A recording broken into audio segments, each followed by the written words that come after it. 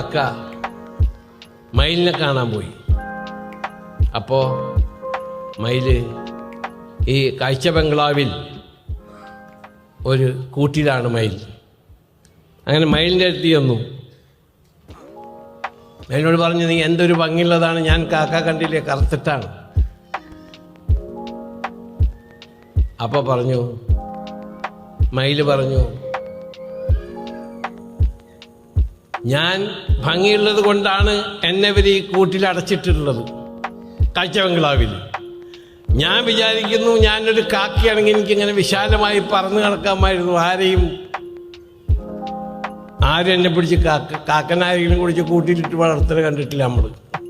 അപ്പോൾ നമ്മളെപ്പോഴും നമ്മൾക്ക് എന്തുണ്ടോ അതിൽ സംതൃപ്തരാവുക, അതിന് ദൈവത്തോട് നന്ദി പറയുക. അല്ലാതെ മറ്റുള്ളവരുമായി കമ്പയർ ചെയ്താൽ പോയാൽ നമുക്ക് സമാധാനം